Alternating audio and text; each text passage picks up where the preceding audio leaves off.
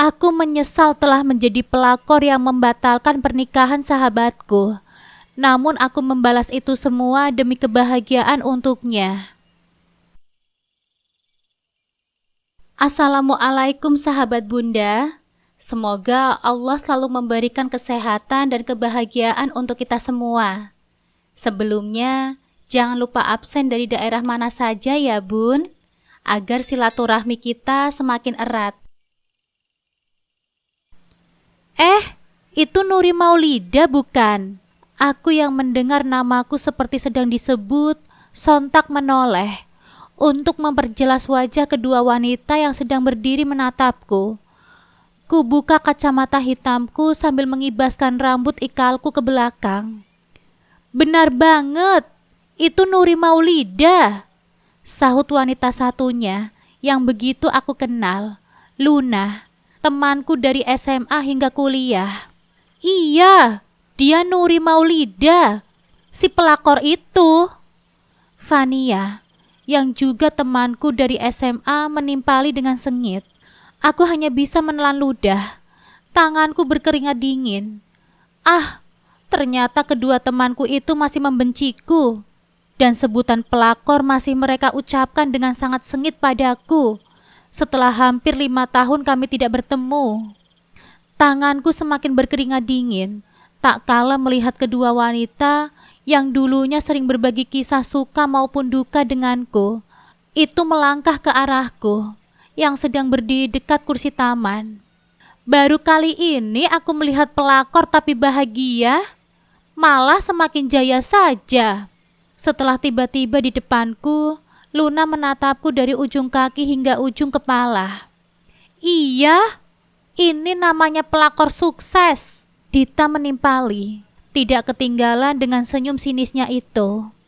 Jika kebanyakan pelakor itu sengsara, dia malah sukses. Semakin glamor saja hidupmu, Nuri. Bahkan sekarang juga lepas jilbab lagi, sambung Dita. Hahaha, gak heran sih. Pelakor kan modal cantik doang. Apalagi dapat suami tajir. Gak heran juga dong, dia foya-foya hidupnya. Dan bergaya juga. Luna tersenyum sinis sambil bersedekap dada. Aku hanya bisa bergeming, tidak tahu ingin berkata apa untuk membalas kata-kata Luna dan Dita. Sebab di sini aku memang merasa bersalah, sudah merebut Mas Rizal, calon suami sahabatku sendiri. Nafida, benar-benar jaya ya sekarang hidupmu, Nuri. Sukses merebut calon suaminya Nafida, sahabat kita. Bahkan dulu Nafida begitu dekat sama kamu, tapi tega-teganya nikung sahabatmu sendiri. Luna menggeleng-gelengkan kepalanya. Pengen sukses gak gitu juga kali caranya? Usaha sendiri dong, dasar pelakor. Dita mendorong bahuku, hingga aku mundur 1 langkah. Cukup! Aku menghentikan Luna yang hendak melangkah, dengan tangan terangkat hendak melayangkan tamparan ke wajahku. Ini hidupku, kataku sambil menatap tajam ke arah Luna dan Dita. Aku yang berhak menentukan pilihan hidupku sendiri, bukan kalian. Setelah berucap seperti itu, aku segera melangkah meninggalkan kedua mantan sahabatku itu, untuk menyusul Mas Rizal dan anak-anak yang tadi bermain di pinggir danau, tidak jauh dari taman ini. Dasar pelakor! Masih ku dengar suara lisan yang mengumpatku. Dasar wanita gatel, mau sukses tapi gak dengan cara nikung juga kali. Dita juga menambahi sambil bersorak. Aku tidak peduli dengan hinaan mereka, terus mempercepat langkahku. Setelah tiba di pinggir danau, aku langsung duduk di belakang Mas Rizal yang sedang bermain dengan anak-anak. Aku termenung sambil menatap suamiku dan kedua anak kembarku, Safa dan Marwah. Mereka nampak asik bermain sambil bercanda ria. Tiba-tiba ngenes mengingat julukan pelakor sukses dari mantan teman-temanku itu. Ya, mereka bilang sendiri bahwa aku ini mantan teman yang berkhianat. Entah kenapa aku merasa tidak sanggup menerima ejekan dan hinaan dengan sebutan pelakor. Padahal dulu aku sudah siap menerima akibatnya. Ku tatap sekali lagi suami dan anak-anakku. Aku bahagia dengan mereka. Juga rumah tanggaku yang sudah berjalan hampir 6 tahun lamanya. Walaupun hingga sampai saat ini aku belum tahu perasaan Mas Rizal yang sesungguhnya padaku selama pernikahan ini berlangsung. Yang aku tahu Mas Rizal suami yang baik dan bertanggung jawab. Dan yang terakhir, dia begitu pengertian. Nuri, aku memanggilmu. Aku terkejut saat sebuah tangan menyentuh pundakku. Iya mas, kenapa? Aku menatap Mas Rizal yang entah sejak kapan dia di sampingku. Kamu kok ngelamun aja sih? Ngelamunin apa? Aku panggil beberapa kali kamu gak nyahut. Kening pria berhidung bangir itu mengerut. Aku segera tersenyum. Gak ngelamunin apa-apa kok mas. Sengaja aku tak jujur. Sebab bahaya jika sampai Mas Rizal tahu. Lebih-lebih tahu kalau aku telah membohonginya tentang perselingkuhan Nafida dulu hingga ia membatalkan pernikahannya dengan wanita yang ia cintai. Bahkan sangat dia cintai. Ngelamun lagi. Aku terkejut dengan perlakuan Mas Rizal yang mencolek daguku. Sontak kegalauanku lebur, beralih ke sikap manis Mas Rizal. Beberapa kali aku mengedipkan mata, menatap serius ke pria yang saat ini tersenyum sambil menyelipkan anak rambutku ke belakang telinga. Mendadak aku berdebar, sebab Mas Rizal melakukan ini di luar adegan ranjang, saat ia membutuhkanku. Sepertinya kamu sudah lelah, pulang saja yuk. Tapi mas, aku menahan tangan Mas Rizal yang hendak berdiri. Gak apa-apa. Toh anak-anak juga sudah puas mainnya. Dia tersenyum sambil mengajak anak kembar kami untuk pulang. Setibanya di rumah, Mas Rizal langsung mengajak anak-anak mandi. Kamu diam saja, gak usah lakuin apa-apa. Rumah ini biar aku yang beresin. Makan malam biar aku juga yang siapin. Tapi mas, aku menahan lengan Mas Rizal saat ingin pergi. Gak apa-apa. Aku gak capek kok, kan gak kerja. Sambil tersenyum, ia lalu menghampiri anak-anak yang sudah ada di kamar mandi. Mas Rizal memang selalu seperti itu, dimulai sejak kami baru saja menikah. Jika dia tidak bekerja seperti hari Minggu ini, ia akan mengerjakan pekerjaan rumah. Sekalipun ia bekerja, pulang ke rumah kerjaan rumah belum beres, ia tidak segan untuk membantuku. Itulah mungkin yang jadi alasan kenapa Luna dan Dita menyebutku sebagai pelakor sukses. Sebab hidupku memang lebih, bahkan sangat baik saat menikah dengan Mas Rizal, pria tajir dan dermawan itu. Dulu aku orang yang tidak punya. Untuk jajan ke kantin saja, aku harus menunggu ditraktir oleh Nafida, Luna dan Dita. Kamu sekarang sudah bagikan Mbak Cinderella, dari miskin ke kaya. Tapi sayang, harus dengan jadi pelakor. Kata-kata Luna, 5 tahun yang lalu terngiang-ngiang di telingaku. Tepat setahun pernikahanku, orang tua Mas Rizal Setiawan menghadiahi mobil mewah untukku sebagai hadiah anniversary. Bisa dibilang aku sukses setelah menikah. Apa-apa yang aku inginkan tercapai. Lalu, apa iya gelar pelakor sukses itu sesuai untukku? Masih tenang aja hidupnya setelah menghancurkan hidup orang lain. Sebuah pesan dari nomor tidak dikenal masuk ke ponselku. Aku tahu itu Luna setelah aku cek profilnya. Tapi, apa masih bisa tenang setelah melihat ini nantinya? Luna mengirimku lokasi dan menyuruhku untuk datang ke sana. Akhirnya, setelah Mas Rizal berangkat ke kantor bersama anak-anak sekalian diantar ke sekolah, aku pergi dengan mobilku menuju lokasi yang dikirimkan oleh Luna. Tak lama kemudian, aku tiba di depan sebuah rumah minimalis. Perlahan aku turun dari mobil. Di depan gerbang sudah ada Luna yang seperti sengaja menungguku. Dia langsung menarikku paksa masuk ke dalam rumah. Lihat ini Nuri. Tubuhku didorong hingga hampir menabrak seorang wanita berjilbab yang sedang membersihkan beling di lantai. Mataku membelalak saat wanita berjilbab itu menolehku. Dia Nafida, wanita pujaan Mas Rizal dan yang hampir dinikahinya, namun gagal oleh tuduhanku. Nafida berubah. Dulu wanita seksi dan glamor yang selalu berpakaian terbuka, kini sudah berhijab. Tapi ada yang berubah. Tubuhnya yang seksi sebab selalu nge-gym, kini terlihat kurus. Kulitnya yang kusam dan wajahnya yang dulu glowing dan tebal dengan make up, juga kusam, bahkan lebam seperti ada bekas pukulan. Bibirnya juga terluka, masih ada bercak darah yang hampir mengering. Apa yang kamu pikirkan setelah melihat keadaan sahabatmu Nafida sekarang, Nuri? Tanya Luna padaku. Aku masih bergeming dengan terus menatap Nafida, yang juga sama menatapku dengan raut wajah yang... Entahlah, aku tidak dapat menebak ekspresi Nafida saat ini. Karena tidak jadi menikah dengan Mas Rizal Setiawan, orang tua Nafida langsung menjodohkan Nafida dengan pria kejam dan tidak berperasaan, demi menutupi malu keluarga dan undangan yang sudah disebar. Cerita Luna dengan tatapan yang penuh kebencian terhadapku. Kamu tahu, Nuri, rumah tangga Nafida sudah seperti neraka. Suaminya memperlakukan dia seperti binatang. Hanya sedikit kesalahannya, Nafida dipukul dan disiksa. Jarang dikasih nafkah, hutang di mana-mana. Anaknya kekurangan, bahkan juga pernah merasakan kekerasan.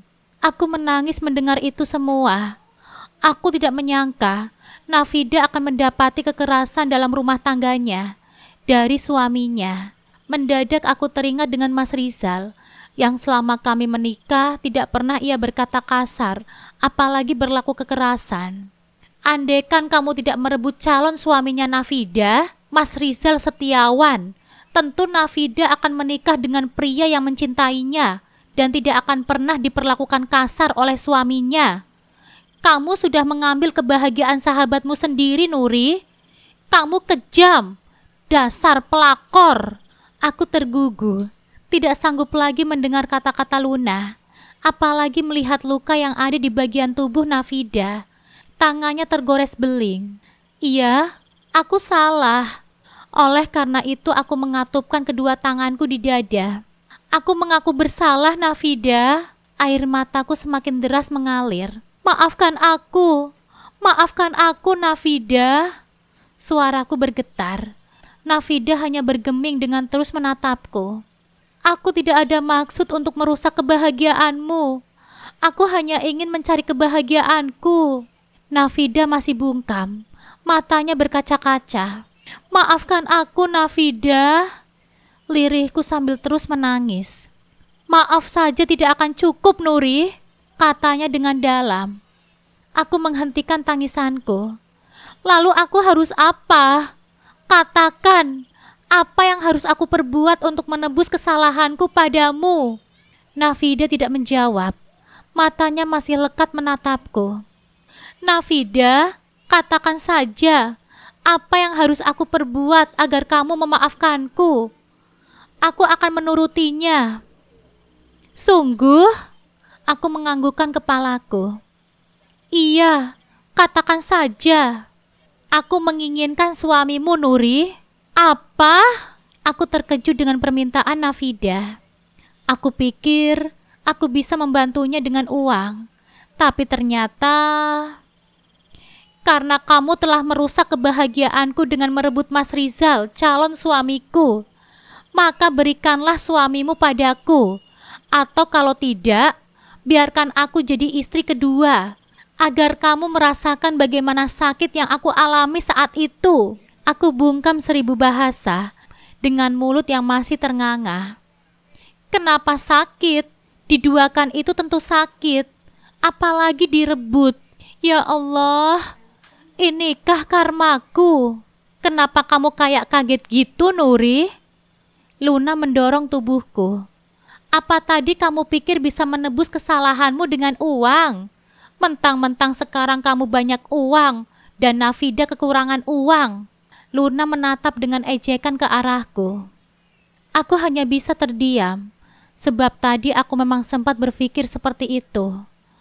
Nuri, aku mengangkat wajah kembali menatap Vida saat ia menyebutku. Bagaimana jika aku menjadi pelakor dalam rumah tanggamu? Mataku kembali melebar mendengar kata-kata Nafida. Jawab, Nuri, jangan diam saja. Luna kembali mendorong bahuku. Nafida maju satu langkah ke depan, dengan mata yang tidak lepas menatapku. Aku masih mencintai Mas Rizal, ucapnya. Dan aku pikir Mas Rizal juga masih mencintaiku. Aku tidak heran jika Nafida masih mencintai Mas Rizal. Namun jika Mas Rizal yang masih mencintai Nafida, kenapa hatiku terasa perih? Jelas Mas Rizal Setiawan itu masih mencintaimu, Nafida. Kan kamu memang cinta pertamanya. Nuri tahu itu kok. Bahkan seluruh dunia aku rasa juga tahu. Kalian berpacaran sudah hampir 5 tahun lamanya. Dan hampir saja menikah. Kalau saja sahabat kamu itu yang tidak tahu diuntung, tidak jadi pelakor. Merebut calon suamimu dengan licik. Memfitnahmu. Dan aku tidak memfitnahnya. Ucapku menyela Luna. Entah kenapa aku tidak terima dengan sebutan memfitnah. Heh, kamu bilang gak fitnah? Luna kembali mendorong bahuku. Lalu apa, Nuri? Kamu mengatakan kepada Mas Rizal 2 hari sebelum pernikahan kami, kalau aku selingkuh, sehingga Mas Rizal langsung membatalkan pernikahan kami. Mata sayu Nafida berkaca-kaca. Begitu juga dengan mataku ikut juga berkaca-kaca. Pikiranku kacau saat ini, tidak bisa berpikir dengan jernih. Dadaku terasa sesak. Aku tahu, Nuri, sekarang kamu sudah sukses dengan menjadi istrinya Mas Rizal. Sekalipun aku tidak melihatnya, tapi aku bisa menebaknya. Calon suamiku yang kamu rebut itu, pria yang sangat baik dan penuh kelembutan, dan sangat peka akan perasaan pasangannya. Kamu sangat beruntung mendapatkannya, Nuri.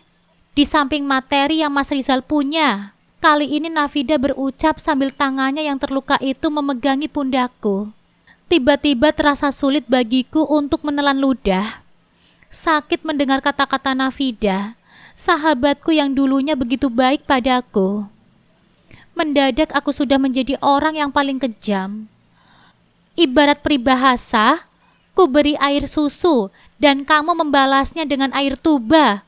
Itulah dirimu sekarang, Nuri. Kedua tangan Nafida sekarang sudah berada di kedua bahuku. Ia mencengkramku dengan mata yang berkaca-kaca. Aku dulu begitu baik kepadamu. Kamu tidak punya uang untuk bayar sekolah, aku meminjamkannya. Saat orang tuamu sakit, aku juga yang membayar biaya rumah sakitnya. Bahkan masih banyak lagi yang aku lakukan untukmu, Nuri. Aku tidak pernah meminta kamu untuk membalasnya.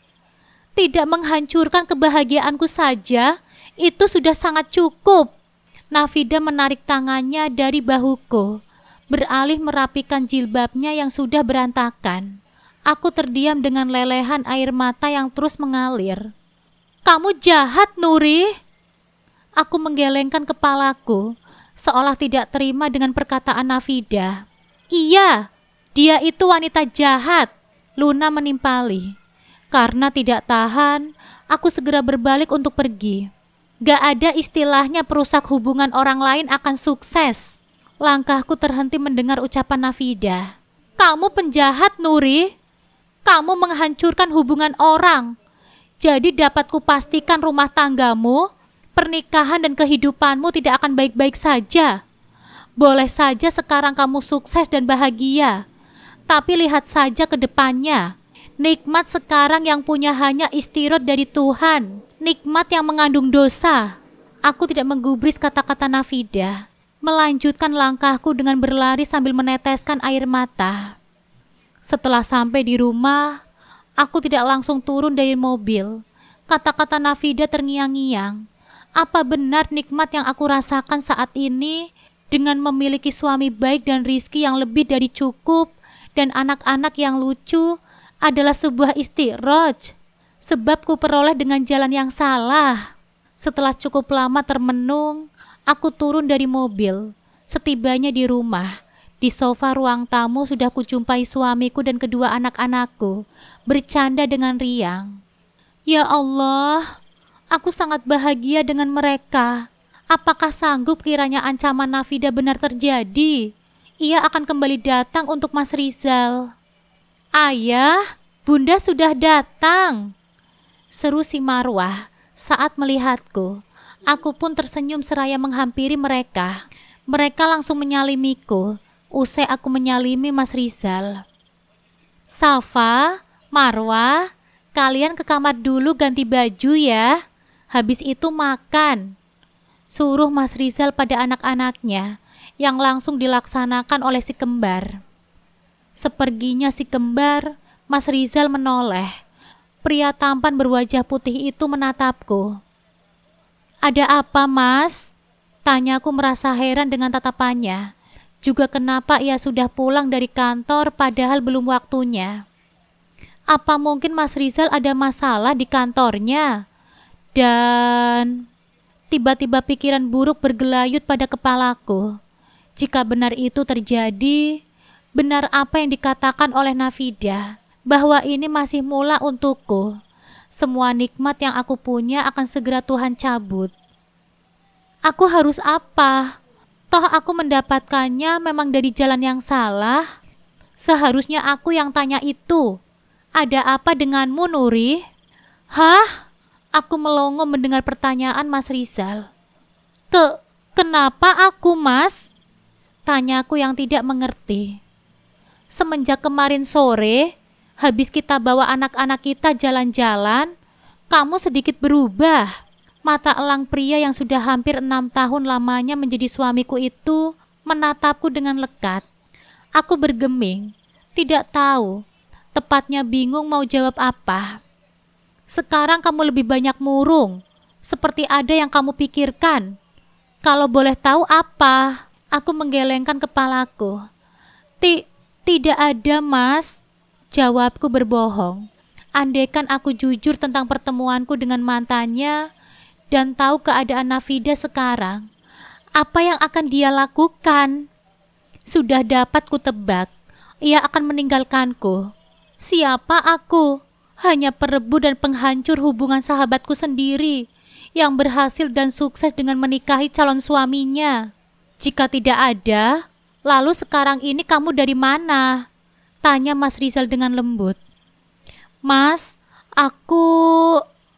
haruskah aku bercerita yang sebenarnya pada Mas Rizal? Tadi guru PAUD anak-anak telepon, katanya kamu nggak jemput. Aku telepon kamu juga nggak diangkat, karena aku khawatir. Aku langsung keluar dari rapat untuk menjemput mereka. Mas Rizal memang sangat sayang pada anak-anaknya. Keinginannya memiliki anak kembar, dan alhamdulillah Tuhan memberikan nikmat yang lebih dengan lahirnya si kembar dari rahimku. Orang tua Mas Rizal semakin menyayangiku setelah kehadiran si kembar. Entah dengan Mas Rizal, ia tidak pernah menyatakan perasaannya, hanya saja selalu bilang terima kasih kepadaku dan bahagia atas kelahiran si kembar.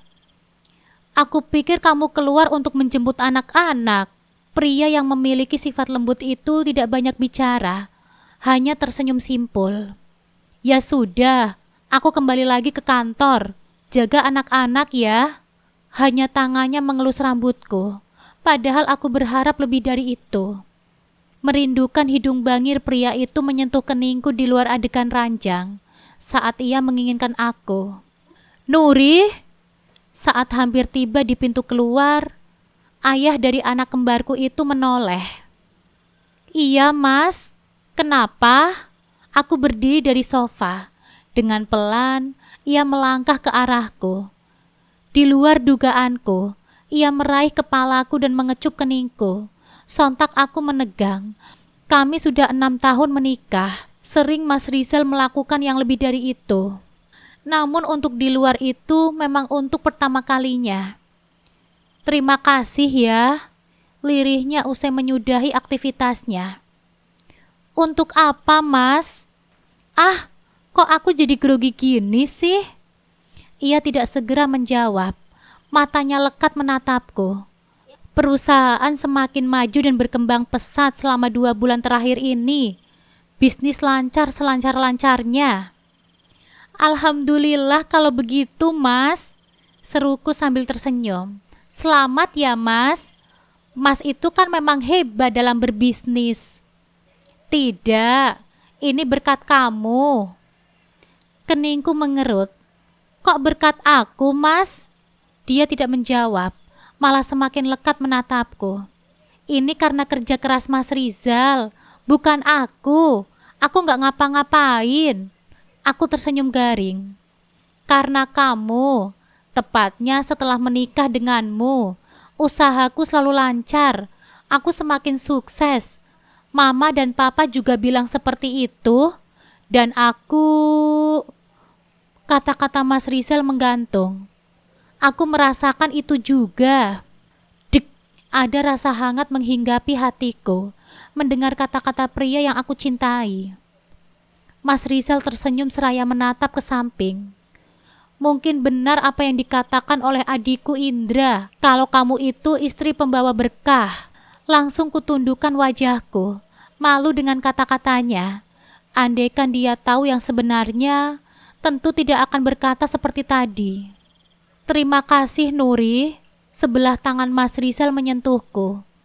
Aku sering mendengar doamu untukku di waktu malam. Jari jempolnya mengelus pipiku dengan lembut. Rekening kamu sudah aku kirim. Kau kirimlah untuk orang tuamu juga. Aku terpaku sambil menunduk. Padahal baru 2 minggu yang lalu Mas Rizal memberikanku uang. Dan sekarang dia memberikanku lagi. Dengan kemajuan bisnis Mas Rizal yang tentunya aku juga menikmati. Apa ini istirad dari Allah? Sebab aku memperoleh dari jalan yang salah. Aku menatap kotak perhiasan mewah di depanku. 2 buah gelang yang dikirimkan oleh mama mertuaku. Alasannya masih sama, karena perusahaan Mas Rizal maju dan sukses. Mama mertuaku juga bilang makasih saat ditelepon tadi. Kesuksesan Mas Rizal karena aku katanya. Orang tua di kampung sudah aku kirim. Setelah pertemuanku dengan Nafida, aku merasa tidak pantas mendapatkan kemewahan ini. Seharusnya Nafida lah yang di posisiku, menikmati kesuksesan Mas Rizal dan kebahagiaan dalam berumah tangga dengannya, bukannya aku. 2 hari sebelum pernikahan Mas Rizal dan Nafida, aku melihat Nafida keluar dari salon. Kala itu, Nafida masih tak berjilbab. Ia masuk ke dalam mobil bersama seorang pria tampak mesra.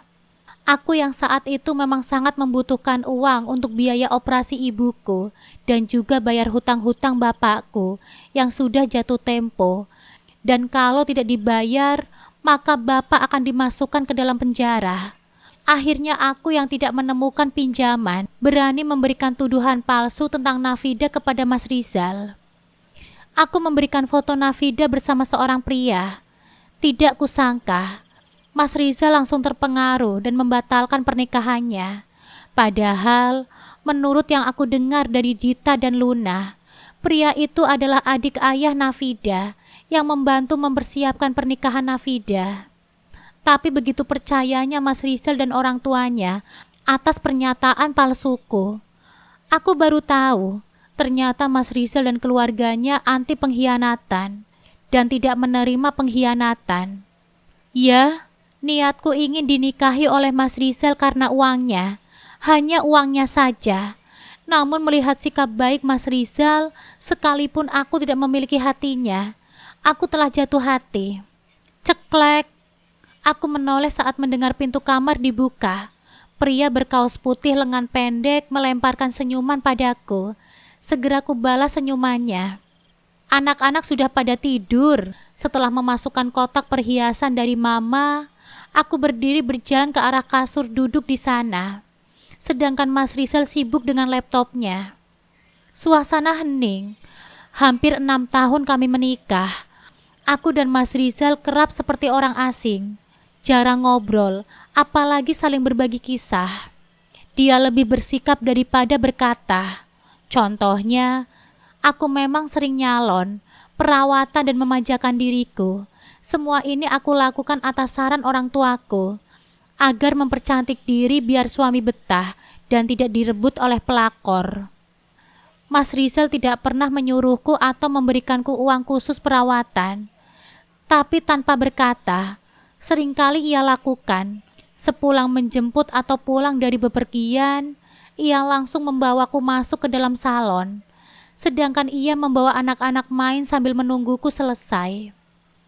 Gaun tidur baru, Nuri.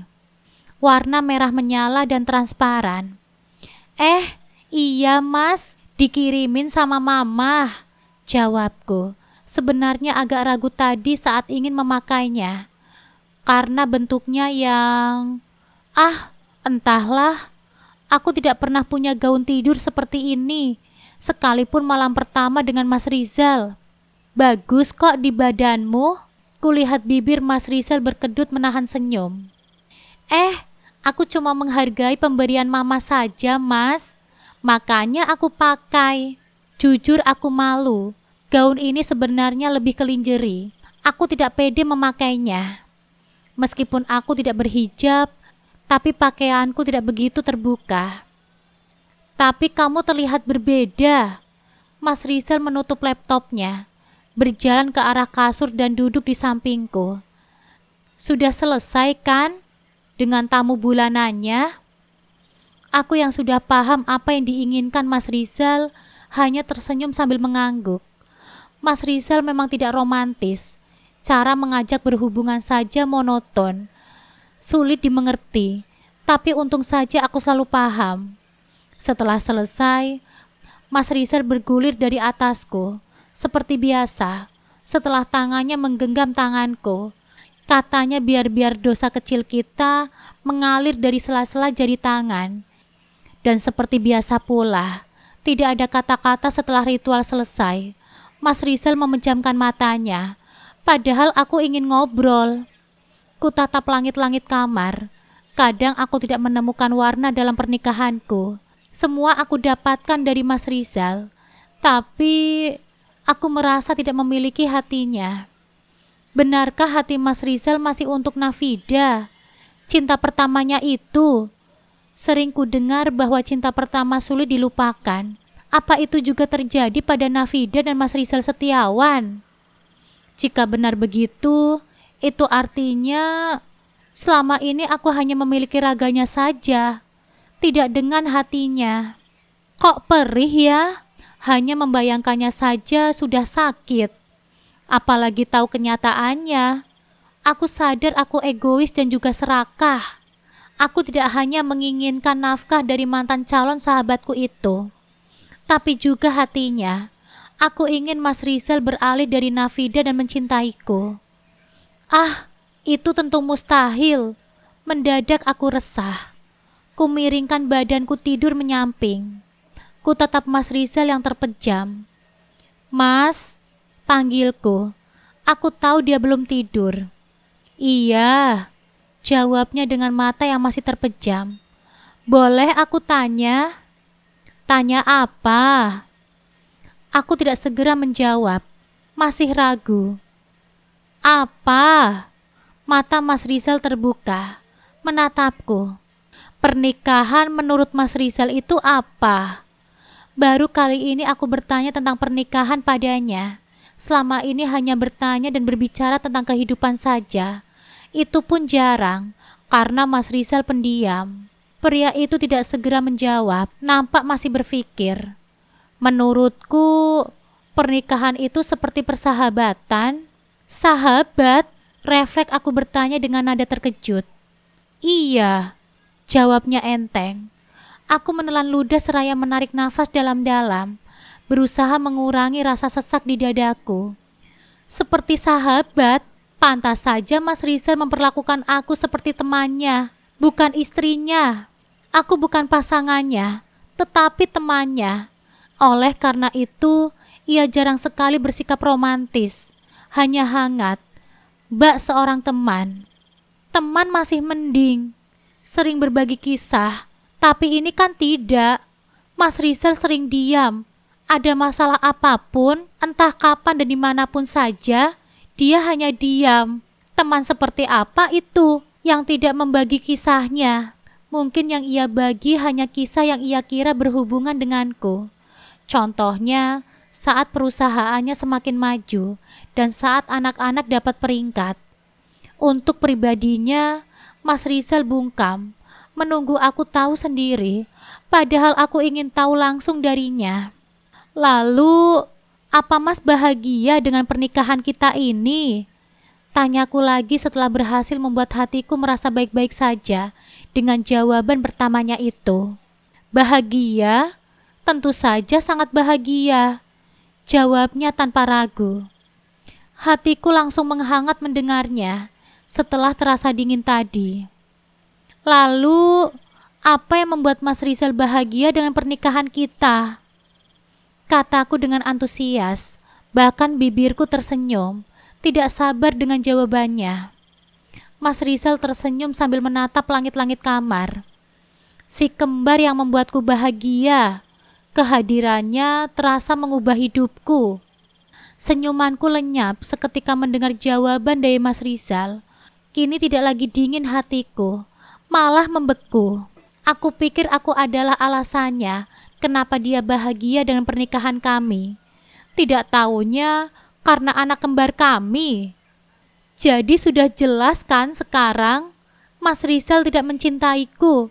Nafida benar, hati Mas Rizal masih untuknya.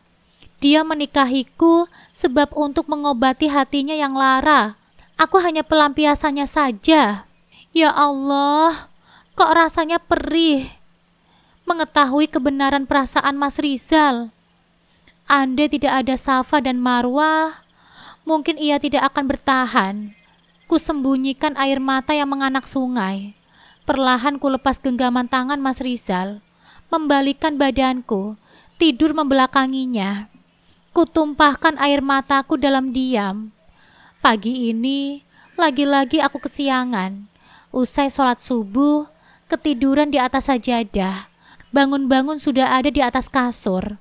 Untung hari ini tanggal merah. Mas Rizal sama si kembar libur. Saat masuk ke dapur, aku sudah menjumpai Mas Rizal mencuci piring di wastafel. Maaf ya Mas, aku kesiangan, kataku setelah sampai di dekatnya. Dia tersenyum sambil meneruskan kegiatannya. Gak apa-apa, ayah sengaja juga gak bangunin. Dia berucap dengan tenang. Aku yang tidak enak, mengulurkan tanganku hendak mengambil alih spons di tangannya. Namun ia malah menahannya. Sudah, tinggal sedikit saja kok. Biar aku yang menyelesaikannya. Kamu bangunin anak-anak saja. Habis sholat tadi, mereka tidur lagi. Aku mengangguk, namun berjalan ke arah kamar mandi hendak mencuci pakaian. Namun keranjang cucian sudah kosong, mesin cuci juga sudah kosong. Aku kembali ke dapur. Mas Rizal tersenyum ke arahku. Semuanya sudah aku kerjakan. Nyapu, ngepel juga. Kamu bangunin anak-anak saja. Kamu tinggal bangunin anak-anak saja. Maaf ya Mas, aku tidak akan mengulanginya. Kataku tidak enak. Ia hanya tersenyum tulus. Dengan masih merasa tidak enak, aku melangkah keluar dapur menuju kamar si kembar. Namanya Mbak Erna kan?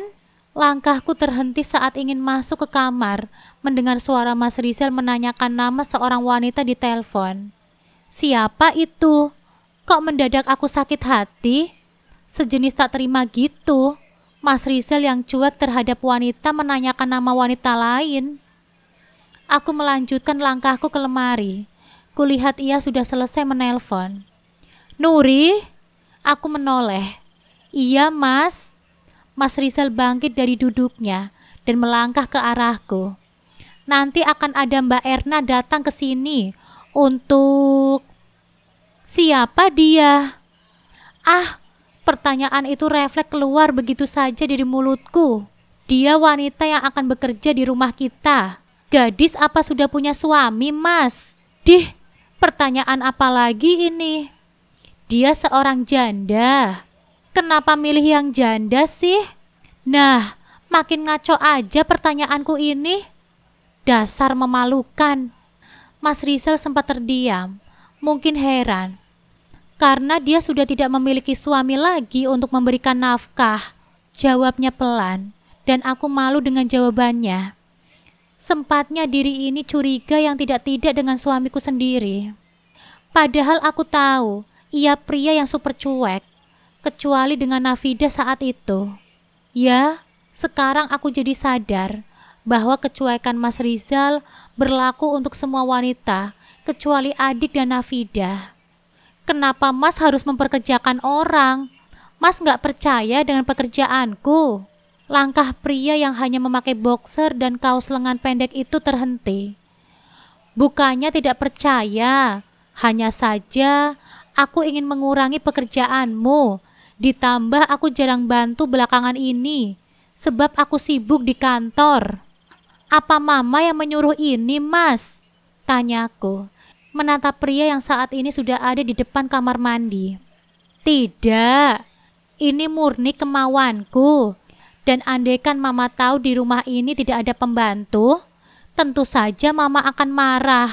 Takut menantunya tidak punya waktu untuk si kembar. Dia tersenyum sebelum akhirnya masuk ke dalam kamar mandi. Ya, mama mertuaku lebih suka memperkerjakan pembantu daripada babysitter. Kurang percaya untuk mengasuh si kembar katanya. Usai membersihkan kamar bawah untuk ditempati oleh Mbak Erna nantinya, aku kembali ke kamar dan membaringkan tubuhku di atas ranjang. Selamat ulang tahun! Aku yang heran dengan ucapan Mas Rizal, sontak bangun dari tidurku. Sontak bangun dari baringku. Langsung kulihat kalender di HP-ku.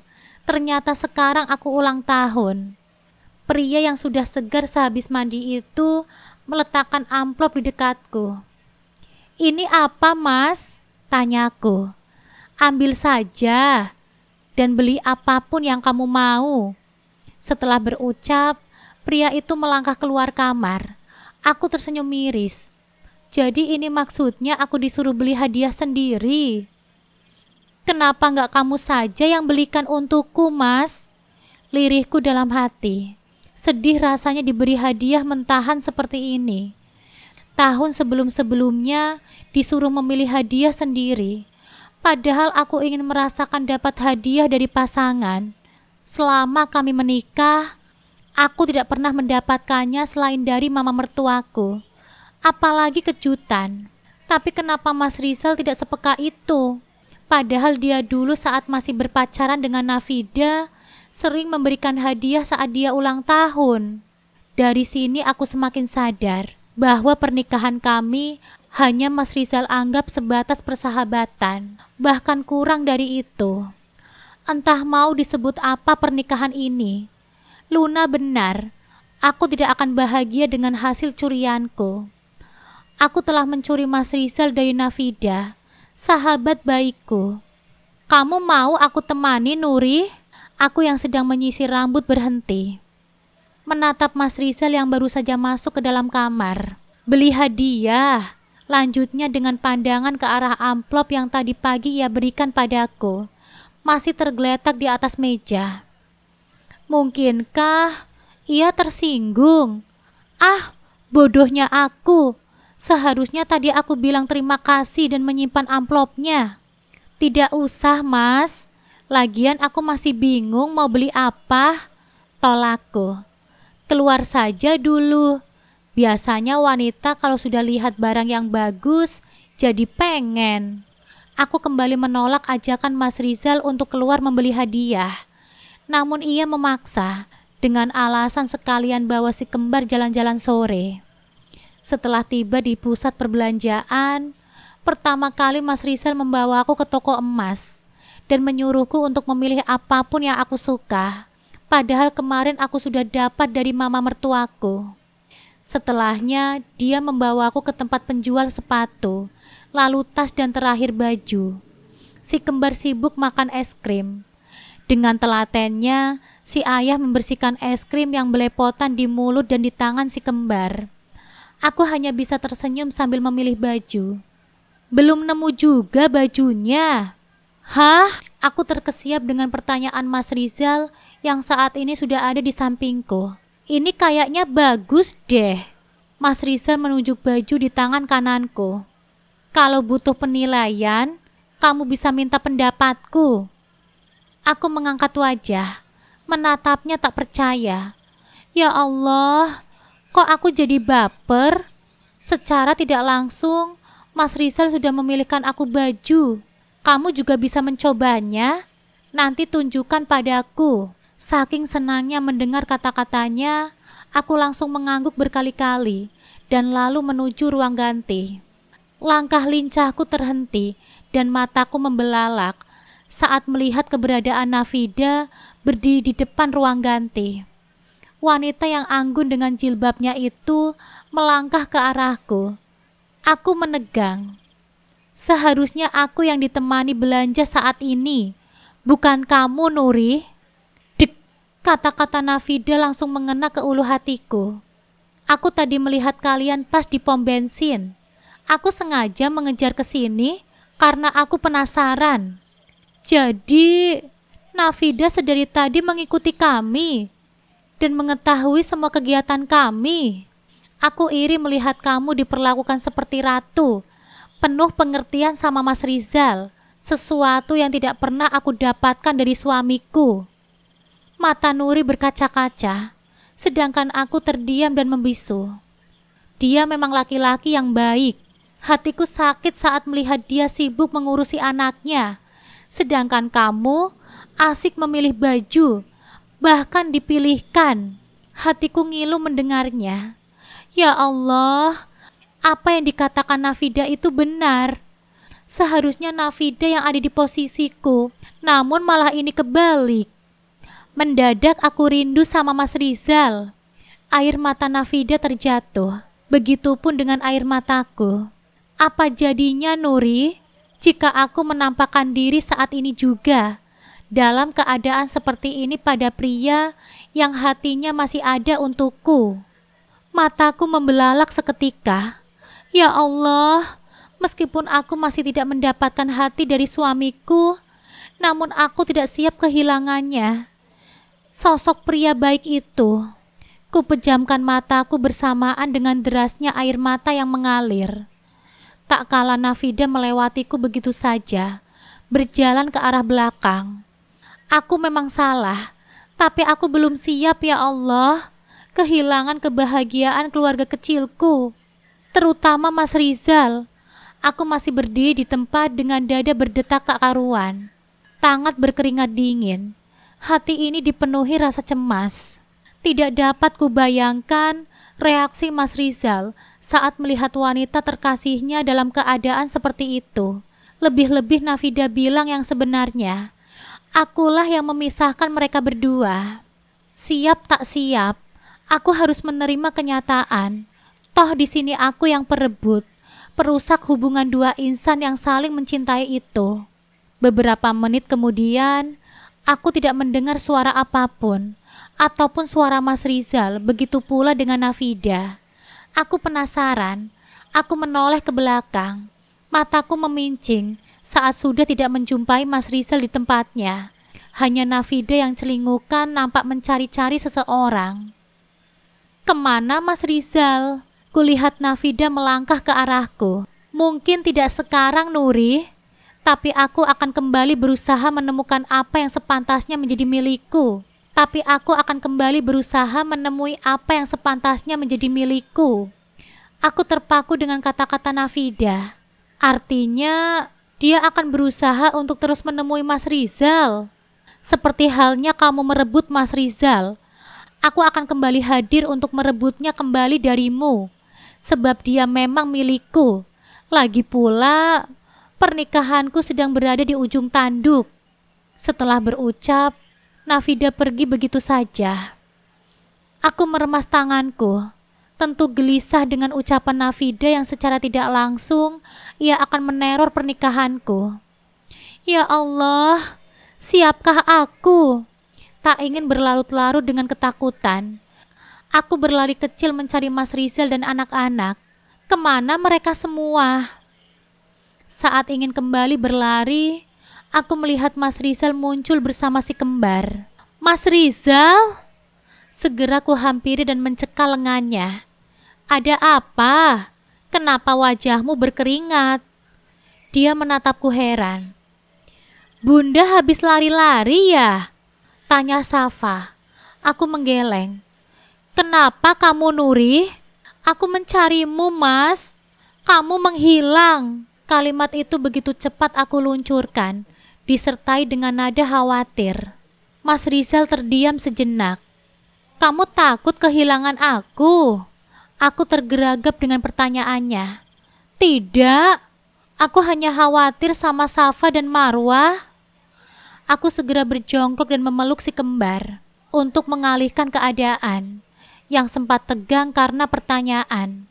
Saat tiba di rumah, Mas Rizal menggendong Marwah yang tertidur, sedangkan aku menuntun Safa. Setibanya di kamar, dengan pelan dan lembut, Mas Rizal mengelus pipi gembul Marwah dan menatapnya sambil tersenyum. Sedangkan Safa masih bermain dengan Mbak Erna di ruang tengah. Marwah begitu mirip denganku ya? Aku yang tengah menyimpan tas menoleh ke arah Mas Rizal yang terus mengelus-ngelus wajah Marwah dengan bibir yang masih tersenyum. Memangnya Safa nggak mirip, Mas? Tanyaku sambil melepas aksesorisku. Ya mirip, kan mereka kembar. Cuma Marwah lebih mirip. Kenapa bisa begitu? Sekilas aku melirik sambil melepas anting. Entahlah, mungkin ini efek aku terlalu penyayang wanita. Mas Rizal masih setia mengelus wajah yang bak cerminannya tersebut. Dia memang akan bicara dan bercerita denganku hanya di luar tentang dirinya. Keseringan tentang anak-anak, padahal aku ingin ia curhat tentang pribadinya, lebih-lebih tentang perasaannya.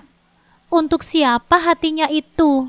Juga pria yang menginginkan Marwah tidak boleh sembarangan pria. Aku harus menjaga wanitaku dari emosional pria yang berujung kekerasan. Itu tidak boleh terjadi.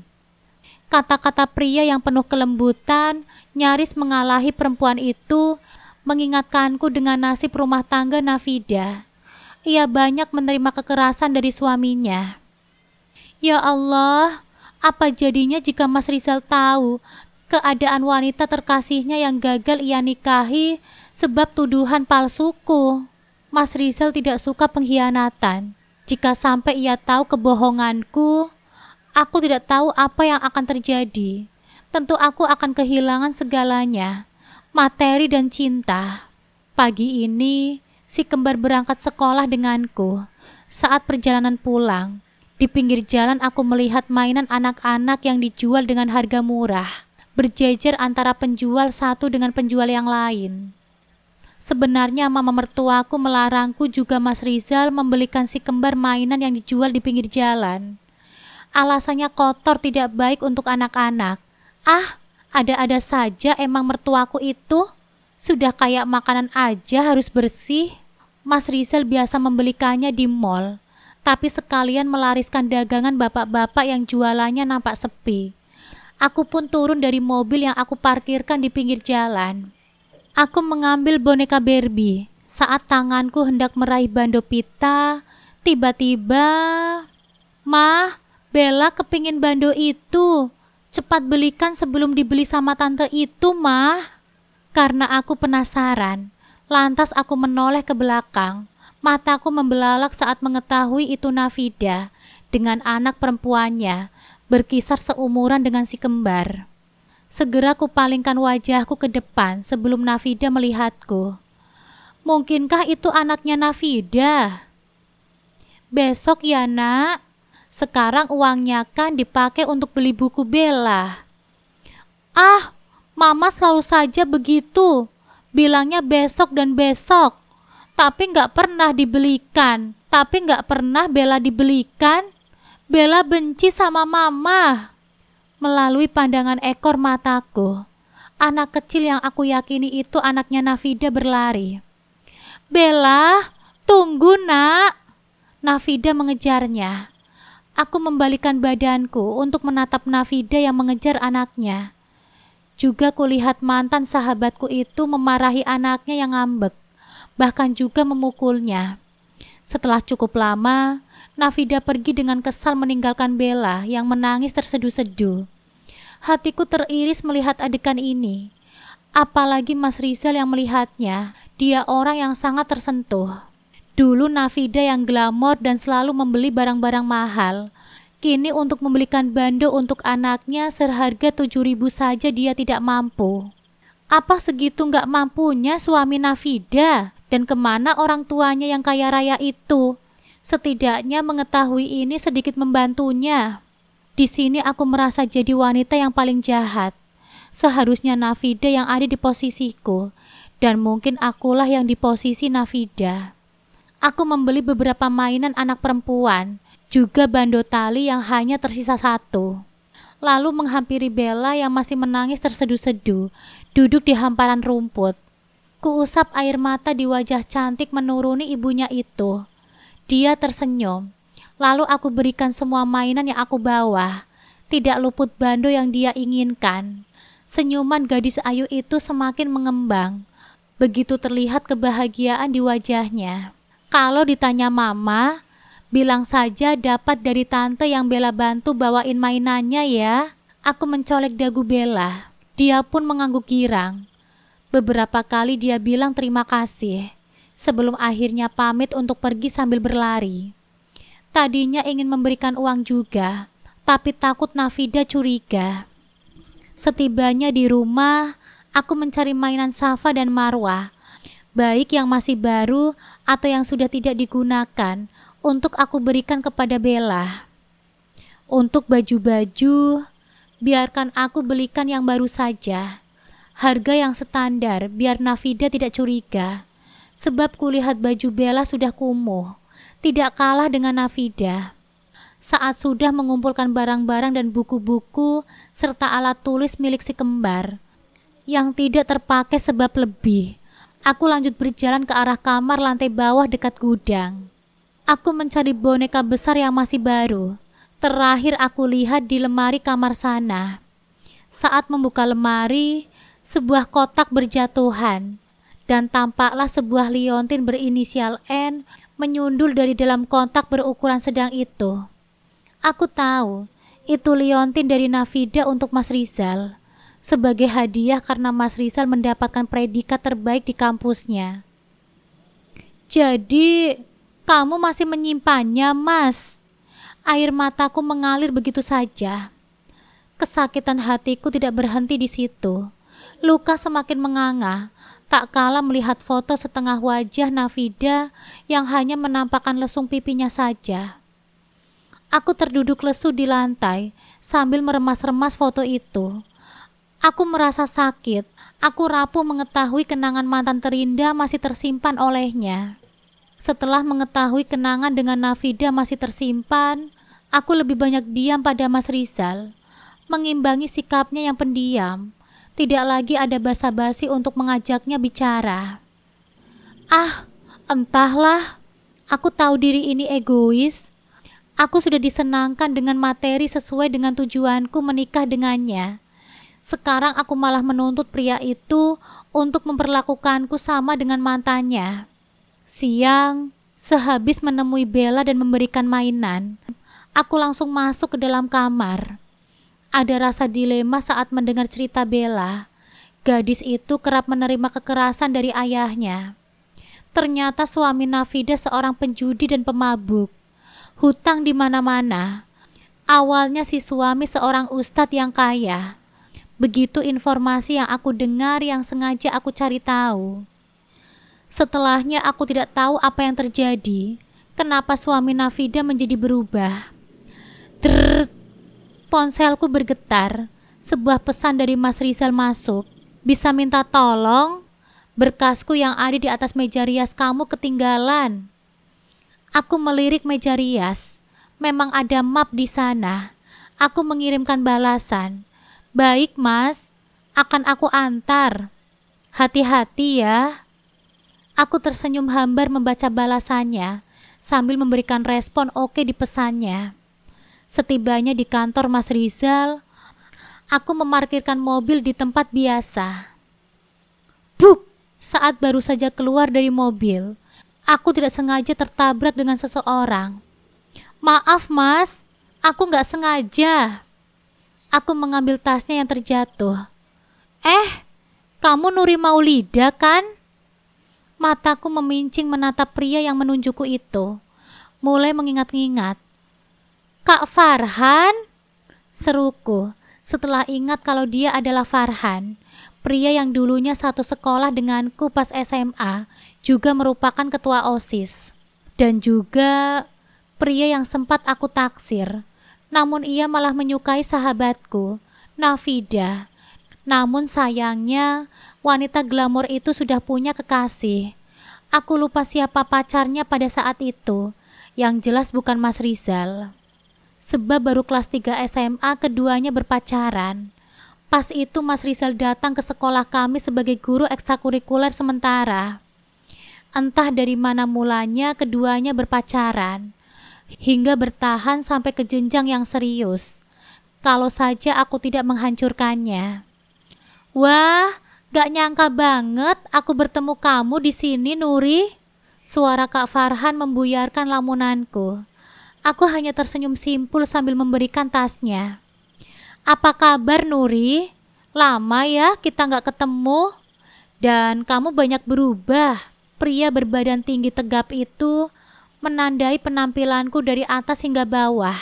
Baik, kalau kamu semakin cantik aja, Nuri. Sejenak aku terdiam dengan kalimat kakak kelasku tempo dulu itu. Kok aku agak gimana ya mendengar pujian seperti itu? Sesuatu yang tidak pernah aku dapatkan dari Mas Rizal, dan aku pun mengharapkannya. Aku segera menguasai keadaan, berusaha biasa saja, padahal tersanjung. Lagi pula, aku tahu Kak Farhan orangnya konyol dan banyak bicara, berbanding terbalik dengan Mas Rizal yang pendiam. Dan aku lebih menyukai orang berkarakter seperti Kak Farhan. Humoris tentu sangat menghibur. Kamu sama, Kak. Juga semakin tampan. Balasku, biar tidak canggung. Oh ya? Serius? Aku makin ganteng sekarang. Aku hanya mengangguk sambil tersenyum. Kalau begitu, kalau aku deketin pasti mau dong. Pria konyol itu menaik turunkan alisnya. Aku menabok lengan Kak Farhan dengan map sambil berlalu dengan tersenyum. Nuri? Dia mengejar langkahku dan berjalan ke sisiku. Kamu bekerja di mana? Tidak, jawabku santai. Terus, aku nganterin berkas ini ke Mas Rizal. Bos kamu? Suamiku. Hah? Langkah Kak Farhan terhenti. Aku menoleh. Dia terkejut karena apa? Dia melangkah maju. Jadi kamu menikah sama Rizal Setiawan? Aku mengangguk ragu. Lupa kalau Farhan tahu tentang hubungan Nafida dan Mas Rizal. Kamu kaget? Aku tersenyum getir.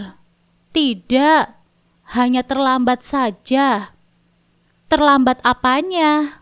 Aku keduluan sama Rizal. Hah? Maksudnya apa?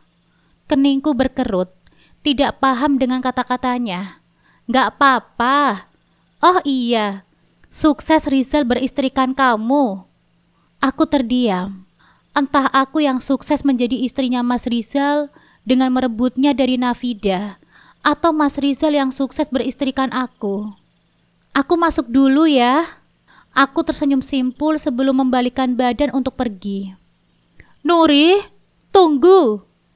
Aku kembali menoleh, menatap pria putih yang dulu aku harapkan menjadi kekasihku. Dengan gagah, dia maju satu langkah.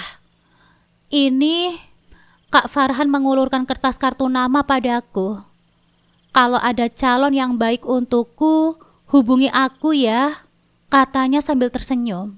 Setelah mengantar berkas dan berbincang dengan Kak Farhan, aku kembali ke mobilku dengan perasaan campur aduk. Hati kecilku tersanjung dengan pujian dan sikap Kak Farhan yang lucu. Namun pikiranku tetap dipenuhi dengan Mas Rizal dan kenangan Nafida.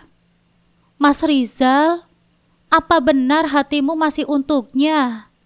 Bisikku pada diri sendiri sambil menyalakan mesin mobil. Saat mobilku mulai melaju, Pandanganku tidak sengaja menangkap siluet dua orang di pinggir jalan. Seorang ibu dan anak kecil yang sedang berjalan tertatih-tatih.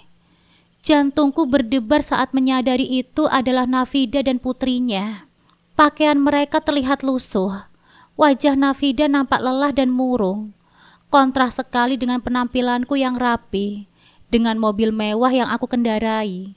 Aku menghentikan mobilku dan turun menghampiri mereka. "Nafida, mau kemana?" tanyaku pelan, berusaha menyembunyikan rasa bersalah yang menggerogoti. Nafida terkejut melihatku. Ia menatapku dari atas hingga bawah. Sorot matanya tajam dan penuh luka.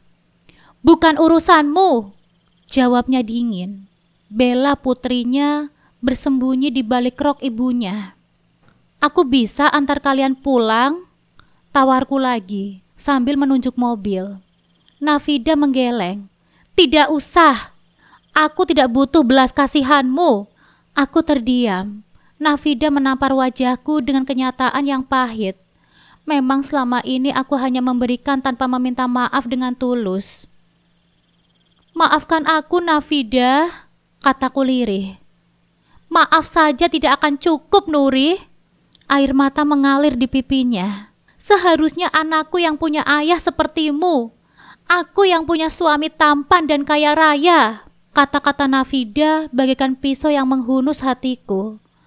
Aku tahu dia benar. Aku telah merenggut segalanya darinya. Tapi, apakah aku sanggup melepaskan Mas Rizal, pria yang kini aku cintai sepenuh hatiku? Pikiranku teringat pada Farhan, pria humoris yang sepertinya tulus. Apakah aku harus melepaskan Mas Rizal untuk Nafida dan berusaha membuka hati untuk Farhan? Tapi, tidak. Aku menggelengkan kepalaku. Aku tidak akan mengambil keputusan apapun sekarang. Aku tidak akan menyerah begitu saja. Aku akan menunggu Mas Rizal.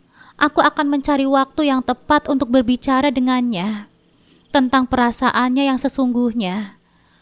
Akan aku tahu apakah hatinya masih untuk Nafida atau sudah menjadi milikku. Aku berjanji pada diriku sendiri, aku tidak akan melakukan apapun sebelum Mas Rizal berbicara serius tentang isi hatinya. Malam itu, setelah insiden dengan Nafida di pinggir jalan dan percakapanku dengan Farhan, aku kembali ke rumah dengan perasaan campur aduk. Aku hanya bisa memikirkan bagaimana caranya mengungkapkan kebenaran hati Mas Rizal. Saat Mas Rizal pulang dari kantor, seperti biasa, ia menyapaku dengan senyum lembut, lalu masuk ke dalam kamar mandi. Keadaan ini memberiku kesempatan. Dengan tangan yang bergetar, aku mengambil ponselnya yang tergeletak di nakas. Mas Rizal memang tidak pernah mengunci ponselnya, mungkin karena ia sangat percaya padaku. Aku membuka pesannya. Awalnya tidak ada yang mencurigakan, hanya pesan-pesan dari rekan kerjanya. Namun, mataku terpaku pada satu nama, Luna. "Kenapa Luna menghubungi suamiku?" gumamku. Aku langsung membuka percakapan mereka, dan jantungku berdegup kencang melihat pesan terakhir dari Mas Rizal. "Iya Luna, aku dan Nuri akan datang ke kafe itu." "Kafe? Apa maksudnya?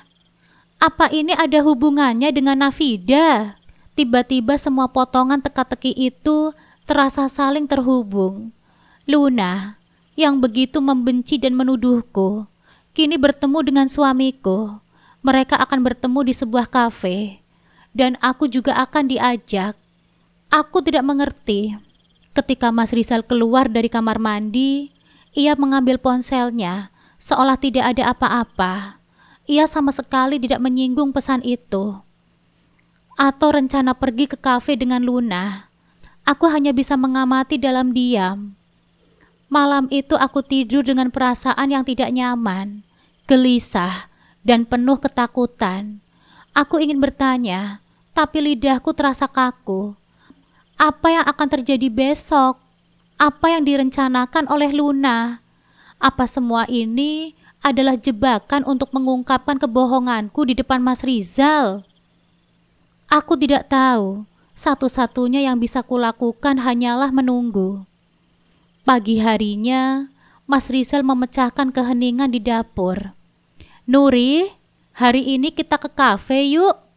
Luna mengajak kita bertemu," katanya santai, seolah tidak ada yang aneh. "Sekarang?" tanyaku. "Iya, Safa dan Marwa akan dijaga sama Mbak Erna," jawabnya. Matanya menatapku lekat. "Ada yang penting?" tambahnya lagi, seolah membaca keraguanku. Aku tidak banyak diam. Sepanjang perjalanan, aku hanya diam. Perasaanku campur aduk antara takut, penasaran, dan marah. Aku tahu ini pasti ulah Luna, dan aku yakin rencananya adalah untuk menghancurkan rumah tanggaku. Saat tiba di kafe, dugaanku benar. Luna sudah duduk bersama Nafida. Wajah Nafida nampak lebih tegar, tapi matanya masih menyimpan luka.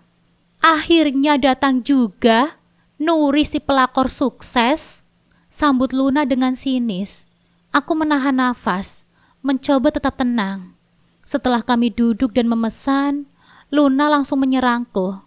"Kamu itu sudah menghancurkan hidup Nafida, mengatakan dia selingkuh, padahal pria itu adik ayahnya sendiri." Aku terpojok, aku menunduk, tidak berani menatap Mas Rizal, apalagi saat Nafida mulai berbicara. Suaranya bergetar menahan tangis. "Aku tidak pernah berpikir kamu sekejam itu, Nuri. Aku menganggapmu sahabatku sendiri, tapi kamu justru menusukku dari belakang."